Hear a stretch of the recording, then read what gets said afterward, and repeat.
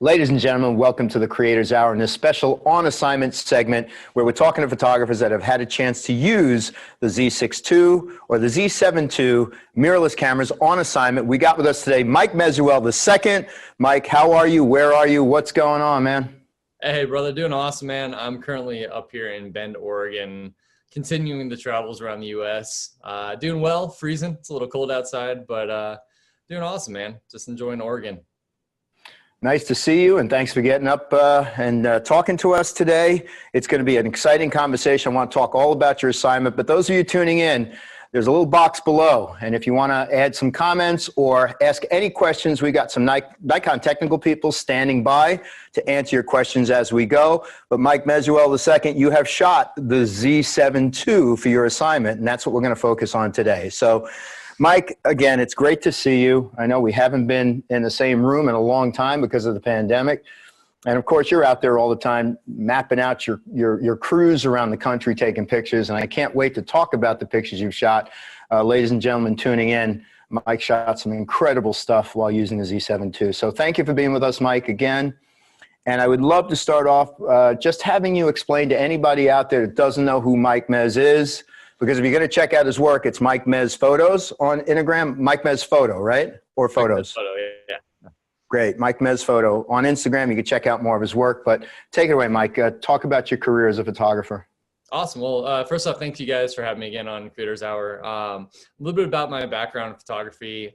I focus mainly on landscape and natural disasters, in particular volcanoes and tornadoes. But I shoot everything. I shoot everything from, professional sports to aerials to, like I said, landscapes, night sky, severe weather, all that fun stuff. Started off on film way back in the day. Now I shoot everything digital, and I shoot pretty much everything that's in front of me. I just don't really like the babies. So that's kind of like my deterrence there. So give me a landscape over that and I'm happy, man. Hey, that's the way I feel like about wedding. Wedding is a challenge. Certainly take my hat off to anybody who wants to be a wedding photographer, but I can understand that.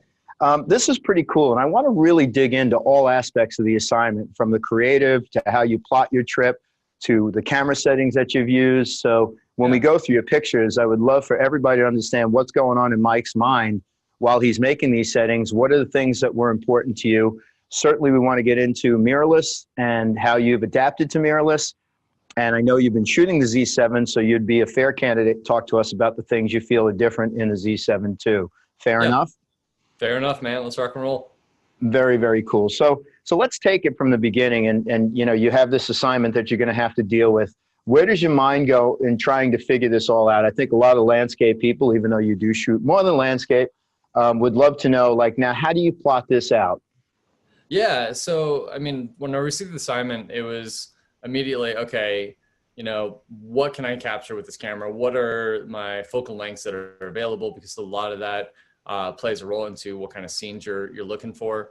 And then for me, I was focusing on landscape. So the biggest thing right off the bat is landscape's controlled by the weather. So trying to figure out where the best conditions are going to be, and not necessarily like where the blue sky, conditions are going to be, where everybody wants to have a picnic, where the drama's at, where the mood's at, where the storm's going to be, or where the rain cloud's going to be, what kind of light is going to be working in certain areas. So I kind of figure out a game plan of, okay, hey, this area, and I was in Colorado for this project. So this area of Colorado is going to have moody weather. So snow, rain, fog, all that stuff, all those elements that add to a dramatic landscape photo. So that's kind of where I wanted to go. Stayed away from the blue sky areas, and also one thing that I had to combat in Colorado was wildfires, so staying away from the smoky areas best I could. So when I find an area of interest that's in an area where it works with the weather, I'll figure out what the light's going to do. So is this spot a sunrise spot, or is this spot a sunset spot? Or maybe is this a spot kind of like where, hey, it's a waterfall and I don't need to worry about really the timing of the day. I can shoot it as long as there's no harsh light directly on it. So I'll plan for that. And then I'll use either PhotoPills or the Photographer's Ephemeris, two apps that help you really get an idea of the way the sun or the moonlight's going to work in your landscape. So you can literally see how the light moves across the frame. And then I'll figure out, okay, hey, this spot right here in the San Juan Mountains, this is definitely a sunrise spot. Wake up at the butt crack of dawn and get out there early, find my composition, shoot that. And then for this project, since it was such a narrow time frame, it was literally out for sunrise, shoot as much as I could in the middle of the day, out for sunset, out for night sky, and then back and repeat. So yeah, a lot of planning. Like I said, it revolves around the weather, and then go into light, because obviously photography is the capture of light. So you need good light for a good photograph. So when you say you get to a location that you plotted out and the sun's going to come down at a certain time of day, or it's going to come up at a certain time of day, and you get there and it's overcast, do you bail or do you try to make something out of it? I make something out of it. You know, I think that's the fun of photography too, is, you know, especially in landscape photography, you can plan out everything and dot all your I's, cross your T's, make sure everything's exactly the way you want it. But nature can literally say, here, hold my beer. I'm going to do something different. And that's when you have to be able to adapt. And I think that's one of the things that helps separate photographers, in all honesty, is if you can go out there and you're saying, hey, I'm going to get this shot, 99% of the time you're going to be let down because the light or the weather's not going to cooperate. But if you can go out there and say, hey, this is my shot that I would like to get, but then I have option B and option C as backup plans. Okay, well, let me go out for A. Well, it's overcast, so that's not going to happen. But now I have an overcast shot in my mind. Let me go get that shot. So being able to adapt to those conditions are huge. Like I said, the wildfire smoke played a huge role in some of the Colorado images I wanted to capture. So how to be able to say, okay, well, this is the shot I want to get. It's not going to happen. Instead of wasting time trying to figure out what to do next, I automatically have option B in my mind. Let me go get that shot.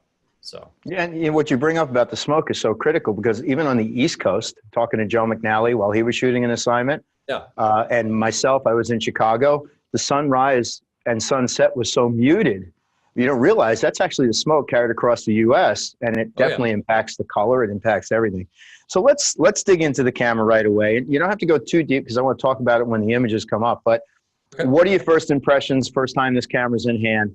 I know you shoot the Z7 mirrorless. Talk a little bit about the transition to mirrorless, but then what you saw right out of the gate from the Z7 II versus, say, the Z7. Yeah, so when I got the camera, you know, it was fun at first, because like it didn't even come with an instruction manual. So you're automatically looking at it and you're trying to figure out all like the little hidden Easter eggs of like what's different, what's changed. So picking it up right away, obviously the ergonomics on it just felt right. It felt, that was my initial worry too with the Z7, is like it wasn't going to feel right. Both cameras are awesome. And this camera, right off the bat, I opened up the card slot door and literally teared up a little bit, because there's 2 card slots now. So that right there. You really teared up? You teared, like emotional teared right up? there, you know, you get that warm, fuzzy feeling inside. And yeah, seeing that, because, you know, being out, you know, backpacking, for example, you want to make sure that if something happens to that initial card, like, you're backed up, you know, because there's no way to really back up out there. You're not carrying your laptop or hard drives with you.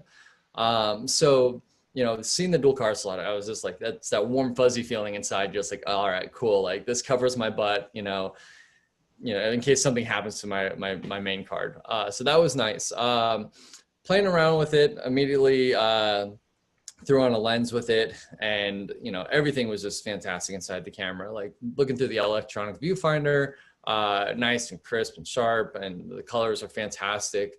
Like I said, scrolling through the menus, finding the different features that were new. For me, one of the things that I got really excited about is I started dabbling into time lapse this year. So going into the photo shooting menu and finding out that now the Z7 II has the ability to essentially build a 4K time lapse, but also save off all the raw files. So if you want to go back, and if you don't like the initial 4K right out of camera, you could go back and you can actually edit the images, create your own. That was awesome to see. Yeah, you bring up a great point. You definitely, I want to hold on that for a second, because that's really powerful, because I've done a lot of time lapses, and then you're either committed to cutting the movie or cutting the raw files or the higher res files and then building it after the fact. But there's nothing like delivering a time lapse, you know, especially shooting a baseball game or something like that, like right away to the club that you're working with. Because I found Exactly. multiple exposure too. Same thing. It's like you can Yeah. shoot the multiple exposure. You can have it cut the multiple exposure in camera. You can use image overlay to make the exposure after the fact. But the raw files, or the original files, are intact. And I didn't want to jump over that. And I didn't mean to cut you off. No, no, But I guess I did. And I apologize for that. But no, you're good, dude. no, very cool. So continue on. I hope I didn't ruin your No, thought no, there. you're solid. I mean, that to me was just awesome because that was one of the huge things this year with time lapses. Everything had to be in the still frame, which it still can be. But if you have a very quick deadline, you don't have the time to go and put together that time lapse right there. You can literally have that time lapse put together in camera and have it, like you said, at, you know, in a baseball game, you can have it delivered almost immediately after your shoot's over. The other thing that, well, I'll stay on the camera body for a second here, but throwing on the lens and just literally putting it on continuous high and holding down the motor drive was awesome. I get automatically tell that it was faster frames per second. And like I said, I didn't really have much information on the camera, so I didn't know how much faster it was, but I could tell it was faster. So being a landscape photographer, you know, the frames per second don't really play a huge role. Like that mountain's not going anywhere. But I also shoot wildlife. I also shoot sports, the aviation imagery as well. All that, those frames per second do play a role. So now I have a camera that is awesome for landscape, but now has the frames per second capability that really helps benefit those other subject matters. So that was nice as well. So there's so many good things about this camera that, you know, go on and on about. You know, the eye autofocus was fantastic as well. Just so many good things. So much. Yes. We'll talk about more in the individual pictures, but you're one of the first kids on the block to use the new Z Nikkor 14 to 24 2.8. You also took out with you the Z 7200 f2.8 mirrorless or Z lens, S series lens. So we'll talk about that throughout. I know you've had the 7200 before. What was your first impression when you picked up the 14 to 24 out of the box? So now if we're really talking like man tears, like that was like that unraveling that box and all the bubble wrap and then finally putting your hands on that lens. I mean, it was everything and more I could have expected when I saw it and got in my hands there. The size, first off, the 14 to 24 is my go-to lens. Like it is my, you know, it's my workhorse. But you know, in the mirrorless age and realm of things, you know, the weight plays a huge role too. And so you're always wondering like, okay, well, if I get the mirrorless camera, is the glass going to re-adding the weight? And picking up the 14 to 24, it was beautiful. It was it felt like half the weight, half the size of the 14 to 24 that I use on my other cameras on the F mounts. And it was just, the size was right off the bat and the weight was just awesome. I was ecstatic about that. And then I became even more ecstatic when I realized no more filter issues. This lens now has the capability to utilize screw-in filters or screw-in filter holders. So currently for my 14 to 24, I carry this big, massive setup that it's a real pain to get it to mount onto the lens.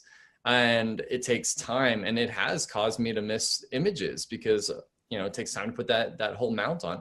Now the ability to have a screw-in filter, like a circular polarizer, or even a screw-in holder for my grads or my neutral density filters, so much faster, so much more user-friendly.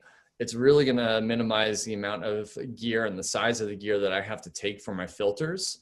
So that helps out for, like, say, the backpacking trips, like you're not having that extra weight or extra space taken up. And it's just, like I said, just so much more user friendly to be able to screw on those filters really quickly and start shooting away.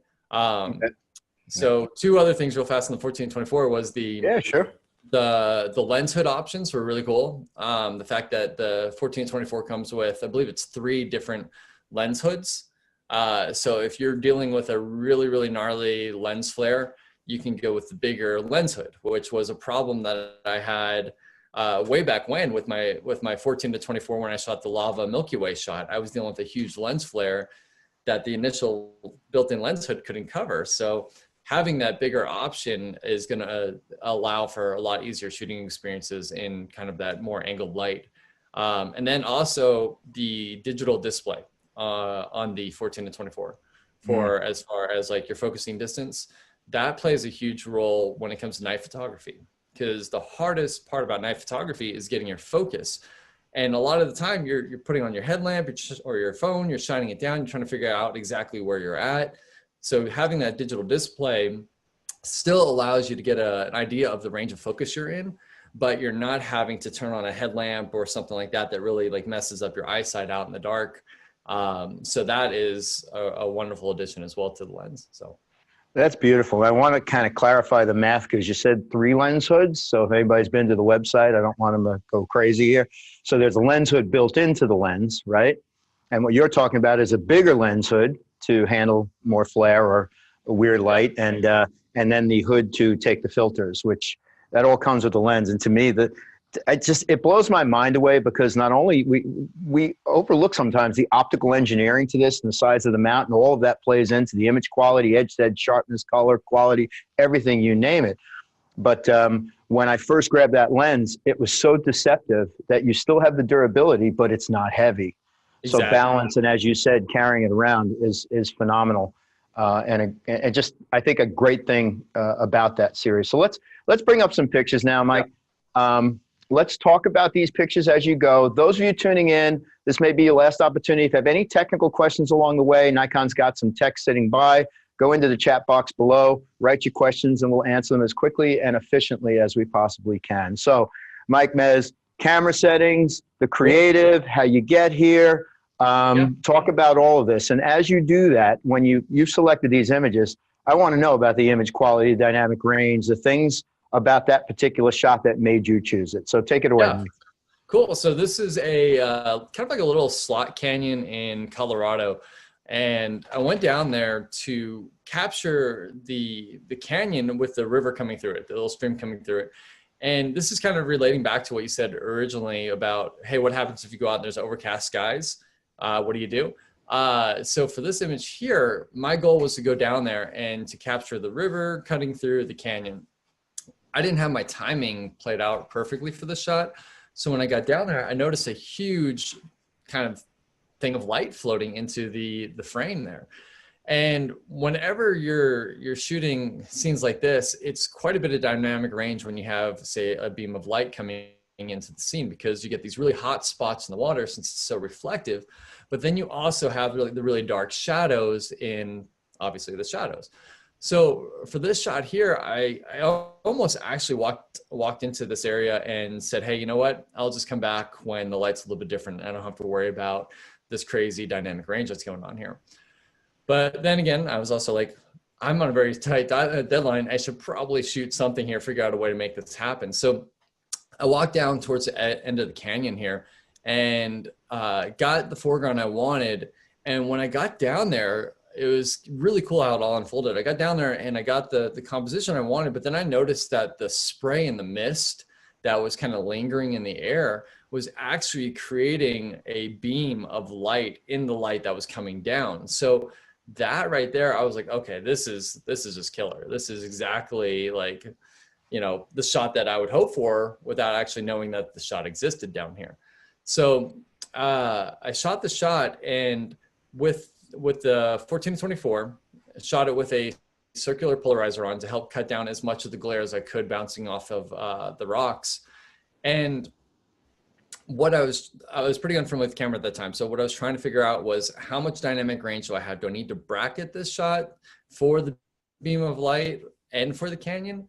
Or is this camera going to have the capability to get all this in one shot? Say if I expose for the highlights and then I work my shadows, my blacks and my exposure up a bit. And so I went that route. So I shot this in a single frame and was able, with the dynamic range, to pull down the highlights a little bit. I pretty much pushed my histogram to almost to the point to where my whites and my lights were peaking. But I kept it right at that kind of that threshold there. So in post, I was able to pull the highlights down and the shadows up and create this image all in one frame, which speaks a lot about the dynamic range of the camera, because you have a huge difference in light going on here. So being able to control the light within one frame and not worry about bracketing or layer masking or anything like that was really, really nice. Settings for this, for my water shots, I typically get about a third of a second to about 1 second, depending on the speed or the motion of the water. So the water is moving pretty quickly through the frame here.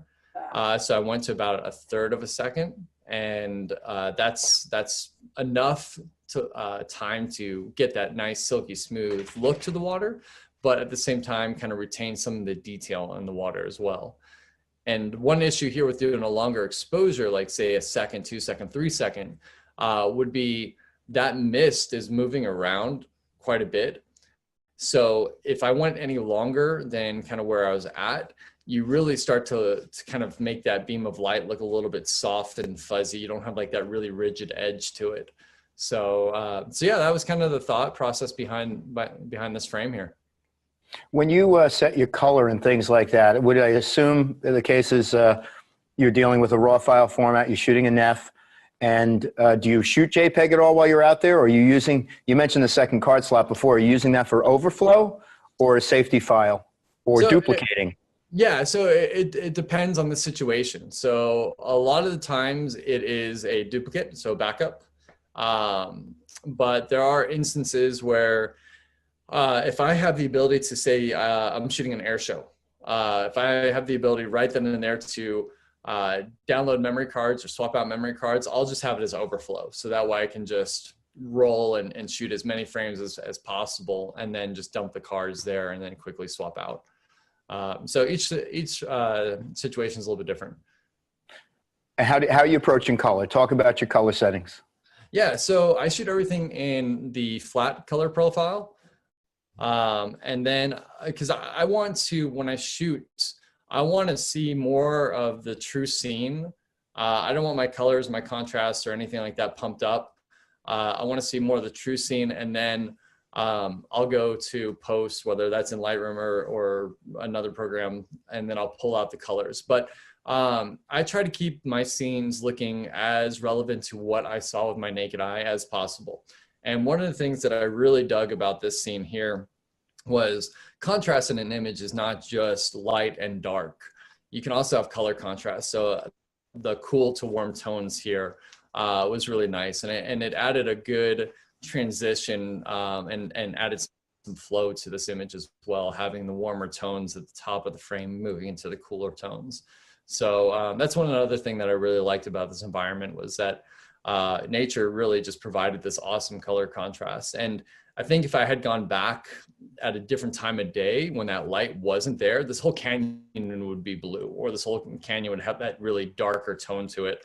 So yeah, it worked out that I accidentally went at the wrong time of day for this canyon, because it turns out to be like one of the best times of day to get this very intricate scene. So. Beautiful. Thank you for explaining all that. That's amazing. And again, I'm always impressed by your work. It's hanging up in my apartment. So certainly I love your night shots and some of the stuff that you've done. What do you got going here? And to me, again, I hate to be biased because I work for Nikon. That 14-24 seems as sharp as the original 14-24, which was deemed probably one of the sharpest lenses that Nikon's ever made in the Nikkor line. So I assume this is 14-24, and you know, talk about what you've done here. Yeah, so this is one of the nights I lost feeling in my hands because I've got my gloves, and we're up in the mountains of Colorado. It is cold. It is really, really cold. And on cold nights, you typically don't have clouds. And so this is one of those moments where it's crystal clear throughout the entire day. And with that in mind, I was like, okay, it's going to be cold. It's going to be clear. Tonight is a night sky shot. You know, there's nothing worse for landscape photography than having just completely blue skies. So instead of throwing the day away, I said, all right, I'm going to rest. I'm going to go out and shoot the night sky tonight.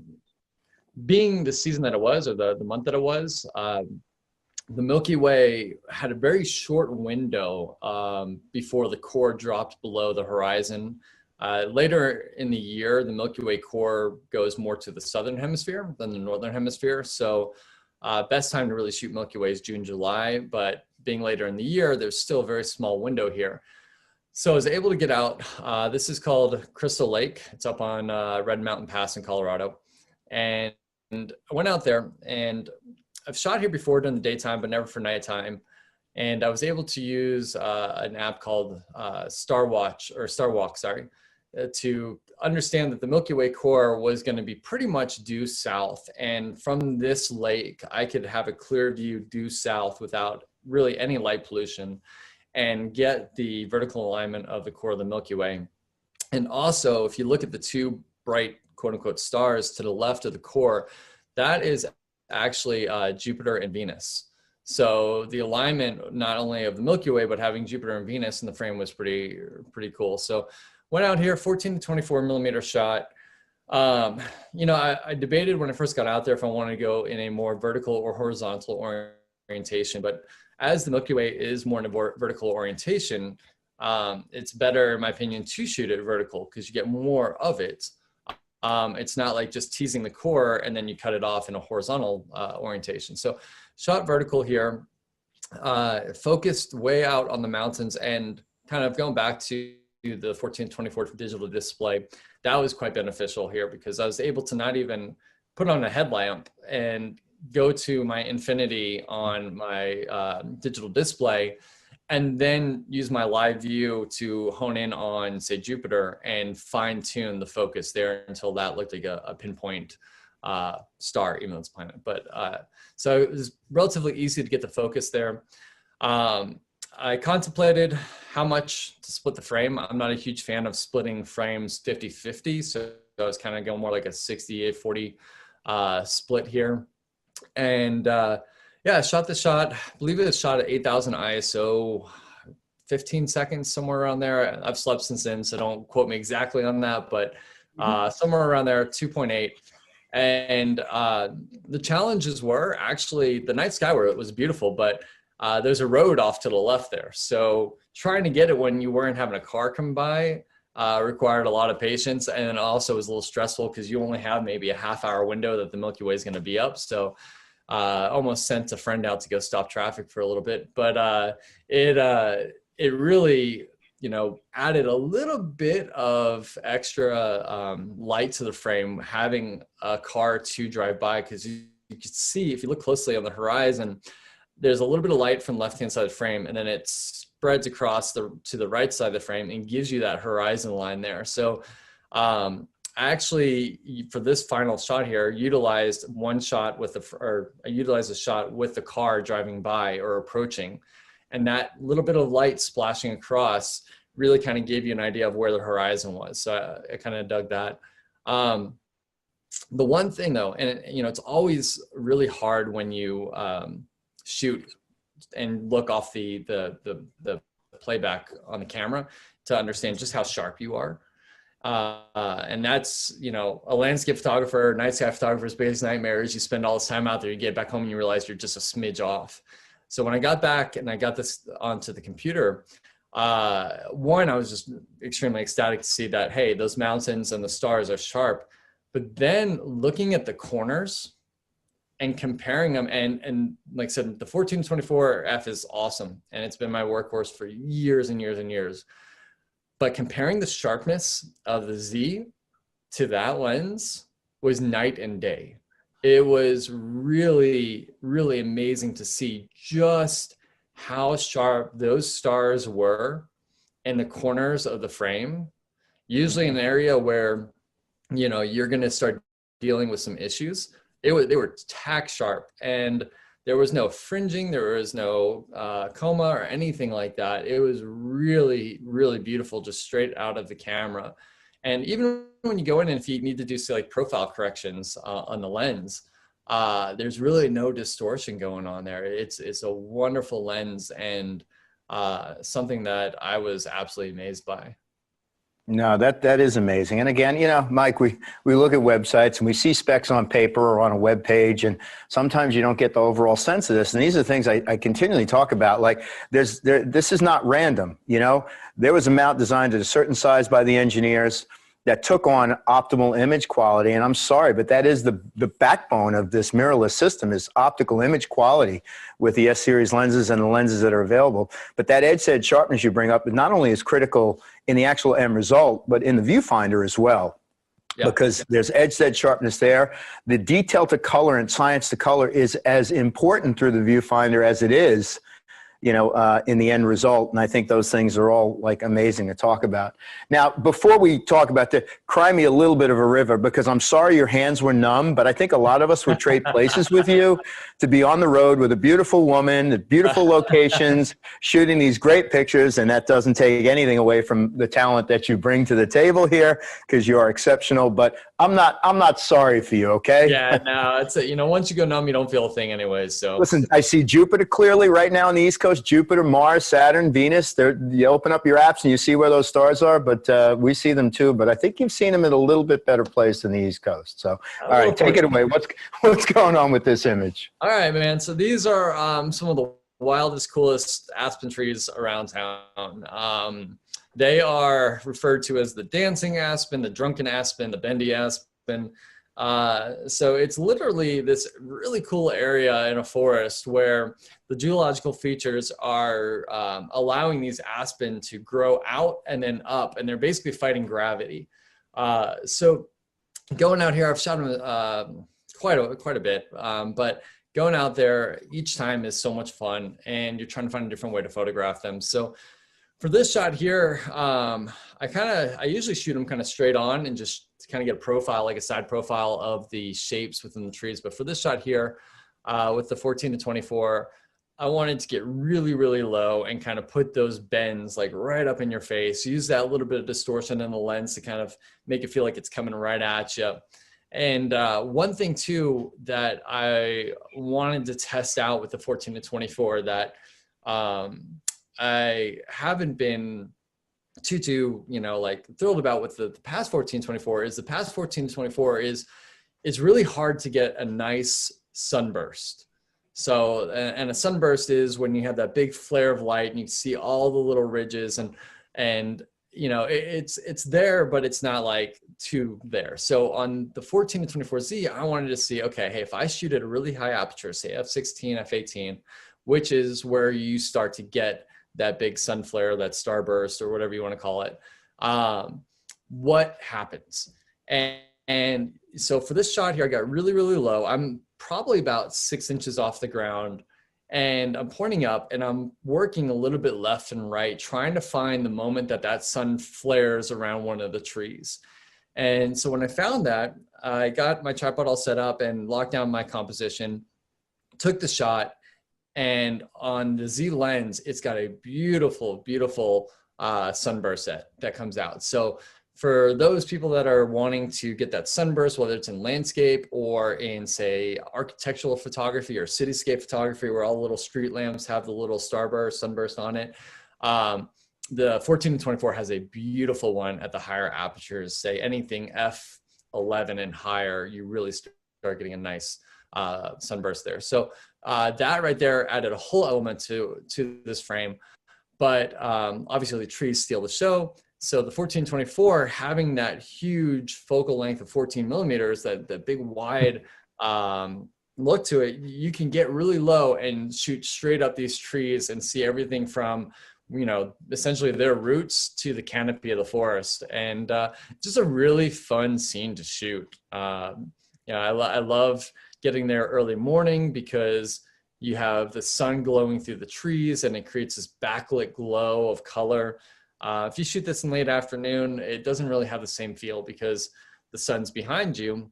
So everything's front lit. So you lose a lot of that depth, a lot of that glow. You get some pretty gnarly shadows. So this is a scene where, I've been here a lot, so I know the way the light works. But if you haven't ever been here, you can use one of those apps like PhotoPills or the Photographer's Ephemeris to figure out, hey, what's Leica to do? How should I shoot the shot? But yeah, this is just fantastic. And the other thing too with shooting this shot, I believe I shot this at maybe f18 or f16, but the detail and the sharpness throughout was really, really nice. I didn't have to focus stack this image. The bottom of the tree all the way to the canopy was nice and sharp. That had a lot of detail to it. So it was nice to kind of get this shot in one shot as opposed to having to focus stack the shot. It's beautifully done. I think the thing that I'm looking at, and I keep looking down at it, is the bottom portion of the frame, like that last quarter of the frame, where you see so much detail, yet you've got some really hot, bright spots, high values up closer to the top, which really does speak to the dynamic range of this camera. Because, Yeah. I mean, did you do a lot of post on this afterwards? Or because it almost looks like you actually lit the trees from the front. Did you like the trees? No, so no lighting, no artificial lighting on this shot. The thing that I did have to do is I pulled down the highlights a little bit in the sky to kind of bring back the blue tones, because I think straight out of the camera here, they had a little bit more of a kind of a whitish look to them, but the camera's dynamic range was there. So I was able to pull down those highlights and kind of recover the blues up in the sky there. And then a little bit of dodging on the trees in front to kind of bring out a little bit of detail there. But I mean, honestly, really not much at all. And when I'm saying I'm dodging at maybe 10, 15% opacity. I'm not dodging at 100% where and it's not like you're painting in the whole color. It's just enough to kind of pop it a little bit to create a little bit of separation in that depth there. So ISO, where do you think you were with ISO? Or did you mention that? ISO was 100. I'm shooting on a tripod. So there wasn't any movement. There wasn't really any wind. So the trees weren't kind of rocking back and forth. So I was able to shoot 100 ISO, and I think maybe about a half a second or somewhere low shutter speed wise, and get a really nice clean shot with that low ISO. Beautiful. Here we go again. I mean, this stuff is just so gorgeous to look at, Mike, and thank you for giving us your time today. Hope everybody feels the same way tuning in. Where are you here as we start to move forward, and what's going on? What's different about this shot? So once again, this is Colorado. So I was in Colorado for the entire Z7 II project, but I like to shoot scenes that not everybody knows about. So there are definitely scenes that are like the go-to places, and yeah, they're the go-to places because they're gorgeous. But I like to find scenes that people go and, hey, where was that? And they may be locals too, and they have no idea this is in their backyard. So this is a little area that is off the trail for a main area, and it's a little slot canyon. So further up, you have the river has cut through this canyon, and at the very bottom is where you can access the water. And so I kicked off the boots, hiked up the pants, and literally went into the water barefoot here. And what I loved about this scene is when people think waterfalls, they think the big towering like Yosemite Falls or Niagara Falls. You're thinking huge waterfalls. That waterfall there is maybe about 2 feet tall. And I just love the fact that it's this little itty bitty waterfall, but then you have so much more with it. So it's not just focused on the waterfall. You've got the water dripping down the side of the canyon. You got the light flowing through the slot canyon, hitting the moss on the right side of the wall and creating this beautiful texture and this beautiful color. And then down at the bottom, another pro, as we mentioned at the 14 to 24, is you could just screw in a circular polarizing filter. Here, polarizing filter, rotated it to get that maximum polarization. And the water is so clear here that you can now cut out the reflection of the light and see down into the riverbed. So you could see all those red and yellow and brown rocks that are below there. And you've got this beautiful aqua color to the water. So yeah, this scene was just one of my favorites to shoot because of everything going on. You've got a waterfall, but you've got the water dripping down. You've got the shape of the slot canyon. You've got the clarity of the water, the colors of the moss, of the rocks. There's just a lot going on. And this is also another place where, it was both a horizontal and vertical composition. They were both there. But I ended up going for the final image with the vertical composition because I love the way that the vertical lines were in the water coming off of the side of the canyon. And it felt like you lost a lot of that in the horizontal composition. But once again here, this is probably about a 1 second long exposure. And I went a little bit longer with the exposure time because that water that's dripping off the side of the canyon, it's not a consistent stream. It's literally drop after drop after drop. So giving that 1 second long exposure time allowed that long exposure to create the blurry lines that you see there of the water dripping off. So if I had gone any faster, say a third of a second, which I usually shoot, or a tenth of a second, you would have really lost that element to the frame there. So going a longer exposure, you're now able to see the streaming water coming down off of the frame there. And yeah, just really lovely environment. Really fun to shoot. Got absolutely drenched because what you don't see is there's water falling off the side of the canyon there, but there's also water falling right on top of me there. So, you know, it's kind of hit on the weather ceiling. You know, I've shot a ton of Nikon cameras out in severe weather. I didn't get to shoot this one out in severe weather because it's not that time of year, but being able to take this into the waterfalls, I had no doubt in my mind that, hey, I'm going to be able to return to you guys a fully functioning camera after taking it to these places. So, but yeah, just really fun environment to shoot in. Yeah, no, you bring up durability and reliability is so important and so key to these cameras, and the weather resistance and sealing on these cameras is top notch. So now we're in a different place. Are we still at the 1424, or where are we going with lens? Same thing. Where are you? What time of day? And from that last shot, were your feet ice cold? Because you talked about how cold your hands Yeah, have been. Getting in the water, you kind of nutty. that one was pretty painful. Yeah, that one was pretty painful. Not gonna lie, I started walking around there, and I had to extend out my tripod, use it to kind of help me get across the rocks because I couldn't feel my feet. Got back home that night, and I was like, "Why are my feet hurting?" I looked down, and I had like 6 or 7 slices of my feet from the rocks. But you know, it's worth it. It's fun. You know, if you're not a labor of landscape love. Oh yeah. God, you're not getting dirty, you're not getting wet, you're not doing it right. So it's fun to get out there, kick off the shoes, and hike around. But so yeah, this another beautiful image. Where are you? This is a place called Alta Lake. It's in Colorado. It's just kind of, I believe, southeast of Telluride, and you know, this is a scene that you know, I mentioned earlier, clouds do a lot for landscape photography. So I had some clouds that day, but not too many. And ironically, the few clouds I had were off in this direction. There's a huge, beautiful mountain behind me that I would have loved to have shot, but the clouds weren't there. And so just, you know, looking around and going, all right, well, I need to utilize the sky the way it is. And one thing, you know, I teach photography, and one thing I teach is to always pay attention to details. Landscape photography can get very overwhelming at times because you're thinking, you know, huge range of focal length. You're thinking really wide. And I was on the wide angle here, but I believe I was at a tighter focal length here. So if you're thinking really wide, most of the time you're going to overlook a lot of the small details. So this shot here was a really cool little island tree. And I've been to this lake a few times, but I've never seen it until I went out for this outing here. And I went out not having this shot in my mind. I was thinking the giant mountain behind me. So when I found this shot here, or this scene, I was like, okay, this is really cool. It took a while to find the perfect angle to shoot it at, because if I went any higher, then I lost kind of the island feel and I lost some of the reflection. If I went any lower than when I shot this at, then the island that the tree is on rose up too high and started covering the trees off in the background. So it took a while to find that perfect height in which I wanted to shoot at to get the feel and the subject matter that I felt was correct.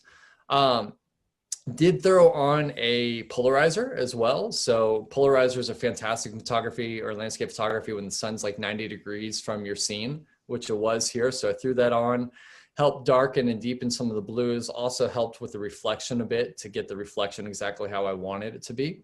And I know it's kind of harder on the screens, but using the polarizer, it allowed me to keep some of the reflection, but also get the water to where it's clear enough to where if you look closely, you could see some of the details in the water, some of the rocks and the sticks, and especially over in the shadows. So yeah, this was a scene where it took a lot of just moving left, right, up, down, a few inches, a few feet to find the perfect scenario or the perfect composition, and then waiting for the light.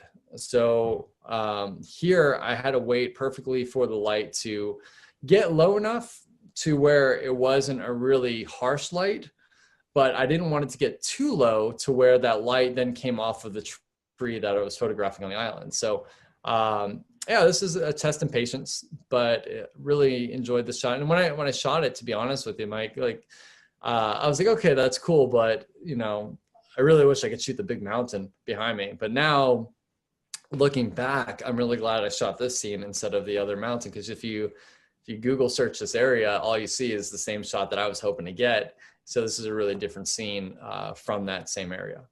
No, that's beautiful. It's a great point to always turn around.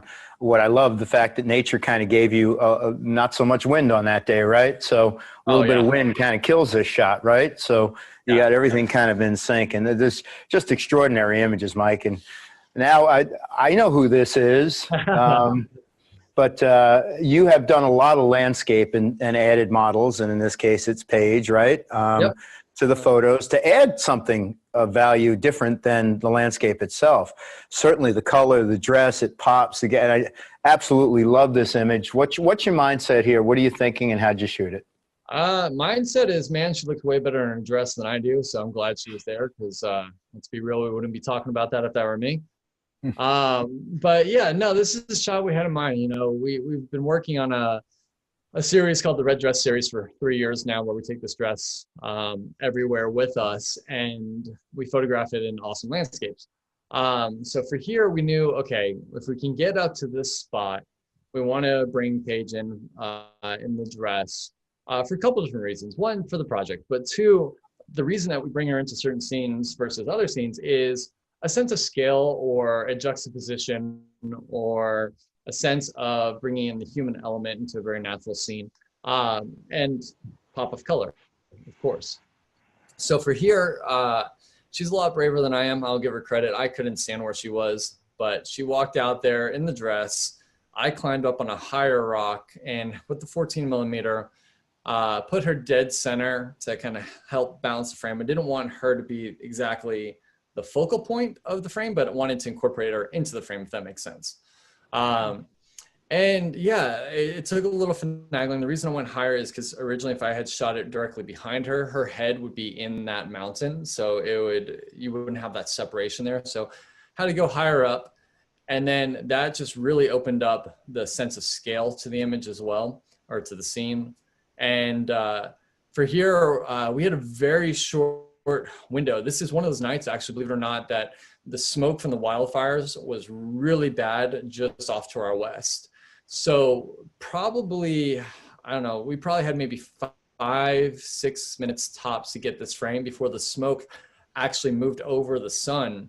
And you've seen it yourself out on the East Coast. When that happens, you get really, really diffused light and you lose a lot of the angular light that you want to have. So for here, the sun was still above the smoke. So we had that really nice light coming in from the right-hand side of the frame, which skimmed across the mountain, the treetops, her right side. It hit her hair really nicely. It gave some depth to the rock that she's standing on as well. 5 minutes later, you have a scene where there's no highlights in her hair. There's no highlights on her dress. It became very flat. So we got really fortunate with that. And I can credit that to us getting up there early. When we go out for sunset scenes, we always try to get to a spot 2.5 hours before sunset, because you want to have time to scout. And also sometimes sunset light is not the best light. It's maybe the hour or golden hour right before then when you get your shot. So yeah, for here, it was a matter of getting out there early, taking advantage of the light when we had it. There was a bit of wind, so it worked really well. You know, I shot quite a few frames here because her dress is doing different things with, you know, with every second that passed. But catching that right moment where that wind perfectly kind of curved around her hip and then wrapped around the backside of her, but yet you had the highlights of the sunlight hitting it too. So you still have that depth and that shape to her dress. So really, really fun shoot. I had a little bit of a heart attack because, like I said, I don't do heights. So her being out where she was a little nerve-wracking. But it was really fun to put this shot together up here. Yeah, and I'm sorry, but not sorry for bringing it up again. To me, a scene like this really challenges the camera's dynamic range. Yeah. And certainly you put it to the test, and thank you for sharing that. And you mentioned before, wildlife. I know we haven't talked much about AF, and maybe you can address AF here, some autofocus info along the way. But real quick, I mean, as we move forward, we're running out of time, but this is awesome. What's your impression of the camera as you continue to shoot it? I don't know if we're in sequence of how you shot them in the days, but are you feeling confident now? I mean, How long did it take you to feel like, oh my God, this is what I'm seeing? Because I truly believe shooting both Z6 II and Z7 II, I felt like there was a crispness and a pop to the files that sort of has graduated from before. And certainly, I'd be curious to know your impressions. But talk It's about funny what we got going here. It's just beautiful photo again. It's funny that you bring that up here with this frame, because this is one of those moments, and I kid you not, like not to sound silly here, but this is one of those moments where I really looked at the camera and said, wow. One of the things I've gotten into over the past few years is more and more wildlife photography. Kind of started tying in with landscape because you see these animals out there. This is with the 70-200Z, and this is in the pre-dawn hours. Okay, so this is not middle of the day. This is not sunrise. This is still probably about a half hour before sunrise. And really? had this little moose calf that was walking around, and obviously made sure I knew where mom was. But I was kind of tracking with her and waiting for her because she's in this really high vegetation. And I was waiting for her to find an opening. And, having that moment where she found an opening and we had that eye contact, I was like, this is my shot. Now the challenge was, it's pretty dark out. So in past scenarios, I honestly haven't been able to get the focus in those low light conditions that I was able to get with the Z7 II. It locked onto her so quickly. And I was shooting at 1/160th of a second, or 1/160th of a second. So a pretty slow shutter for a longer lens. And I rattled off as many frames as I could. I just motor drived it here because I was like, I don't know if she's gonna continue to look at me or if this is a one-time glance. And shot this at 2000 ISO. When I zoomed in to 100% on the back of the camera, I literally did a little happy dance because it was tack sharp and I saw no noise whatsoever for 2000 ISO. And to be able to get a shot where the autofocus is working extremely well in those low light conditions, and being able to utilize the image stabilization, the vibration reduction in the camera, shooting 1/160th of a second on a 70-200 at 200 millimeters, and come away with something that was tack sharp was extremely impressive. And this moment, in all seriousness, was when I knew, hey, there's something extremely special about the camera's capabilities, not only from a landscape perspective, but in so many other realms. It's interesting because I've interviewed Michelle Valberg too, and ran into a situation with a moose, and same thing. She felt the same exact way. So I guess you were channeling each other without knowing it, but it speaks a lot. I mean, it really does speak a lot to the quality of the files and the system itself to be able to hold up in those situations. Yeah. Again, I don't feel sorry for your hands getting cold while it's cold in Colorado or wherever you are here, because you're just in the mecca of beauty sitting right in front of you, but you do it. I don't, you do. So congratulations for that. But talk about this as we start to wind down. Yeah, for sure. So one of the things I wanted to challenge with the camera, the lens, myself, was an aerial shoot. So I was able to get a hold of a pilot out of Grand Junction, Colorado. He flew down before sunrise, met Paige and I down in Ridgeway. And we did a shoot over the San Juan Mountains. One of the things with landscape photography that I love is the landscape is not just seen down from ground level. These landscapes have a beauty from the air. So I've been documenting landscapes from the air for a while, but one of the biggest struggles is the shake of the airplane. These aren't the smoothest flights. You're not up there, sitting in first class. You're bouncing around in a little Cessna. So I wanted to see, if the autofocus would work as well as I hoped it would work by bouncing around, and if the vibration reduction would help, and shooting the longer focal lengths like the 70-200, it's very easy to get a lot of blur with the images at that focal length bouncing around. So we went up there and shot some incredible scenes. This is one of the lakes, the Alpine Lakes, that's in the San Juan Mountains. A lot of people hike here. I cheated. I just flew over it that day. And I was dealing not only with the shake and all that stuff of the aircraft, but if you look at the back, you can see there's a haze. So we did have some wildfire smoke lingering in the air that day. The camera, to kind of answer your question on it, it killed it, absolutely killed it in all aspects. Super sharp images. The autofocus worked absolutely beautiful. And, you know, one of the things too that a lot of people don't know about, and I actually just explained this to one of my workshop participants the other day, is on the longer lenses, you have the ability to switch to just infinite focus, or like it might be like up to 6 meters and then infinite.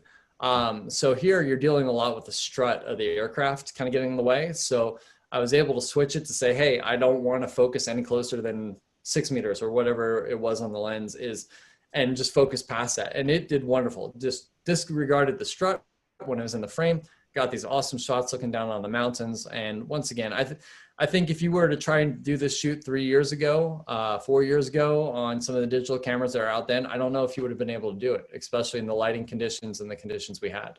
But now, no problem. It was just shooting fish in a barrel up there. So much fun. Beautiful. Well, let's close with this image. Mike, talk about where you are. I mean, you summed up so many things very nicely. Thank you for giving us your feeling and certainly your real world experiences, but talk about this picture. Yeah, so once again, from the airplane, you know, one of the things, this is, I think, a little bit earlier in the flight, right as the sun was coming up. And as I mentioned earlier, photography is the capture of light. So yeah, the mountains are absolutely beautiful up there, and you could shoot so much up there just of the mountains, but you also want to look at the mountains and the way the light's working. So I'm always looking around, and I saw this scene out a few miles from where we were, and I asked the pilot to fly over there, and I loved the way that the light was working on these ridges. You had that really low angular light, so it was skimming across and creating these little shadows behind each ridge. And this mountain is an area called Red Mountain Pass. So the mountains have these red color from the iron in them, and just seeing the way the light was skimming across, the color, the shadows, the shapes, I was like, fly as fast as you can over there, please, because this is the shot that I want to get. 70 to 200, tack sharp. And I was shooting at, I believe I was shooting at 2.8 or 3.5. I was shooting pretty low because the light was still pretty low at that time. So, but at that distance, at that focal range, you're still sharp throughout the entire frame here, and just a really cool scene to see. But yeah, it's a photo to me that reminds myself of always paying attention to light, because if I had come by the scene or seen this moment 15 minutes later, this shot would have never happened because the light would have been too high. You lost those shadows. We shot it 15 minutes earlier, the light would have been too low. You probably would have had just nice soft blue light on the mountains here. But capturing that precise moment, paying attention to the details, and watching the light move across the scene was what created this image. Beautiful, beautiful, beautiful. So let's absolutely close. I keep saying let's close on this image, but I saw this one coming. Talk about this. Just, yeah, this is fun, beautiful color. What's going on here? Yeah, so saw this bear up in a tree, and decided to get really close to him in the car. We pulled up, sat about 7 feet from this bear in the tree next to us, and I just loved, one, the fall foliage around him, but you know, trying to get him to fit his head through this little hole in the leaves was really challenging. So what I did, same thing with the 70 to 200. I turned it to where I wanted the focusing to be beyond the 6 meters, or I can't remember exactly what it is on the lens right now, but right. So that way it wouldn't pick up any of the leaves in front of him. And then I had the window rolled down and patiently sat for about an hour, waiting for him to look over my way. He was too busy chewing off all the little leaves and berries on the tree. But finally, the wind blew the tree limb in front of me down a bit, and he just looked over right at that time, and I just rattled it off. I just literally held down the shutter and shot as much as I could. And I have this whole sequence where you could see the leaves go down and then come back up and cover him. And this frame right here, initially I was like, man, I wish we could see both eyes. But I actually fell in love with this frame here, where you just see his one eye peeking right below leaf, looking right at you. And if you were looking off to the left or right, it wouldn't have worked. But the fact that he's looking right at me and you have that intimate eye contact, that moment right there, it was, to me, I was like, this is a really powerful shot. Like, I don't mind that his face has to cover up. You can see his nose, his mouth, and that one eye, you know, he's looking right at you, and the way he's framed up with the color contrast here was awesome. And once again, just to speak praises, the camera, the lens, tack sharp, this was at 2.8. So a lot could have gone wrong with the sharpness here. But just absolutely one of my favorite shots that I took on this project. Beautiful, Mike. Really, again, I'm glad the bear was occupied with the berries and not you. Me too, man.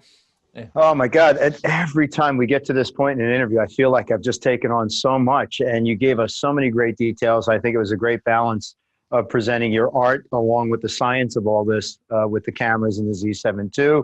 I hope you guys tuning in feel the same way I do. This is just beautiful eye candy, but it's a great thing to hear the sense of what you went through, of all those things that you thought about, the camera settings, those people looking to learn certainly have learned something. I have.